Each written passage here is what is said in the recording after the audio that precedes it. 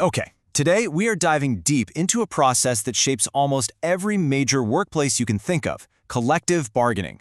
But I want you to forget the stuffy corporate negotiation rooms for a second. Instead, think of it like this. It's about forging a peace treaty, a binding, crucial agreement that lays out the rules of engagement between a company and its entire workforce. But that raises a pretty big question, right? How on earth do you get hundreds, maybe even thousands of people with all their different needs and wants to agree on one single set of rules with a huge company? I mean, it sounds kind of impossible. Well, turns out there's a very specific, legally mapped out path to get it done. So let's break it down. And to really get our heads around this, we're going to stick with that main idea, that we're not just signing a contract, we're creating a workplace peace treaty, a document everyone can agree to live and work by. So, what is collective bargaining really?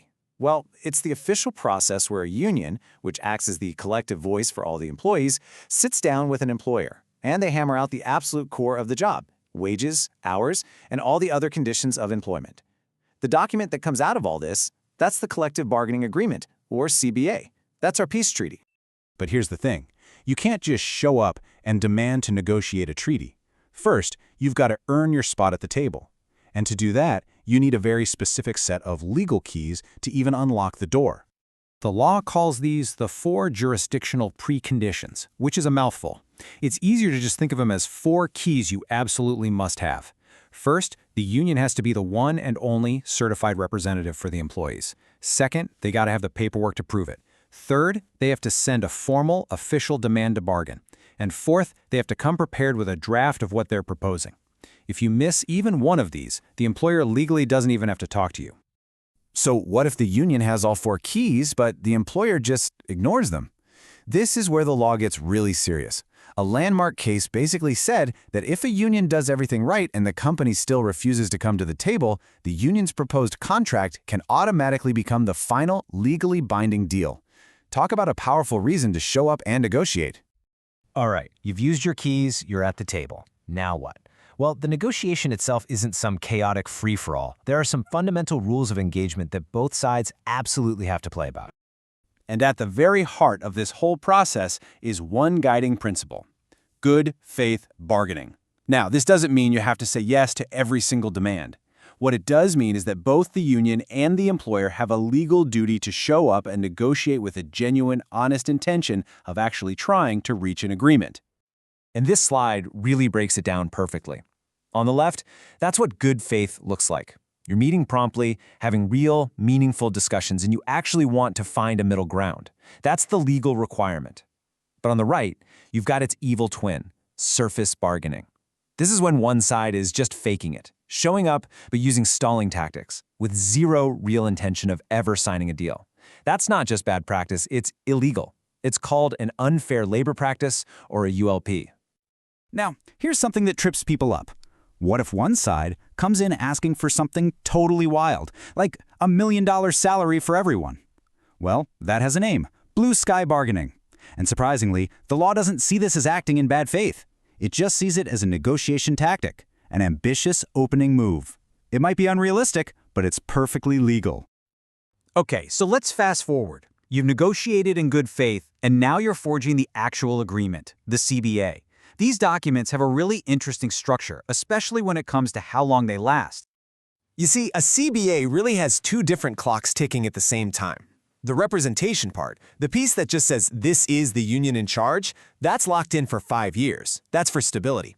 But all the economic stuff, we're talking wages, benefits, all the money issues, that only lasts for 3 years. This makes sure that both sides can come back to the table more often to adjust the financial terms as the world changes. So when does the new deal actually start? The law has this really neat 6-month rule. If you manage to sign a new deal within 6 months of the old one expiring, the new terms automatically backdate and apply from the day after the old one ended. Simple. But if those negotiations drag on for longer than 6 months, then the start date is just whatever the 2 sides eventually agree on. So what happens in that weird limbo period, after the old agreement has expired but before a new one is signed? Well, that's where the holdover principle kicks in. Basically, to keep things from falling apart, the terms of the old treaty just stay in effect. It maintains the status quo. But, and this is a huge but, there's one key exception. The clause that says no strikes or lockouts usually doesn't carry over if the reason for the strike is that the new negotiations have hit a dead end. Look, any treaty is only as good as the system you have in place to enforce it. So what happens down the line when people disagree on what a clause in the CBA actually means? Who settles the fight? Okay, this is a super critical distinction to understand. If the dispute is about how to interpret the CBA or how to enforce company policies covered by it, the case goes to someone called a voluntary arbitrator. But if the issue is an illegal dismissal case, that usually goes to a different person, the labor arbitrator. Knowing who handles what is absolutely key to getting a dispute resolved. To handle these disagreements, every single CBA is required by law to have a grievance process built right in. It's the official playbook. It usually starts when an employee files a complaint. That complaint then moves up a specific chain of command that's spelled out in the treaty. If it still can't get resolved internally, it automatically gets kicked over to a voluntary arbitrator whose decision is final. End of story. We are so close. The treaty is negotiated, it's been signed, but there is one last, absolutely crucial step to take to make it all official and give it the full force of the law.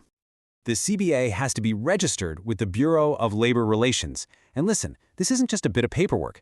This is the step that makes the whole agreement legally enforceable. To get it registered, you have to submit the signed agreement, proof that a majority of the workers actually voted to approve it, and even proof that you posted it in a couple of visible places so everyone could read it. So, to wrap things up, here's a little toolkit, a couple of acronyms to help you remember the really important stuff. When you think of illegal moves in bargaining, remember BSR. That's bad faith, surface bargaining, and refusing to furnish info. And to remember what the voluntary arbitrator takes care of, think IICP. That's the interpretation and implementation of CBA provisions and personnel policies. And there you have it. That's our tour of the world of collective bargaining. We've gone from just getting to the table all the way to making that final treaty legally rock solid. It's a complicated dance for sure, but it's all designed to bring a stable peace to the workplace. Which, of course, leaves us with one last question for you to mull over. Now that you've seen the whole process, what do you think is the single most important clause you could put in any workplace peace treaty? Think about it.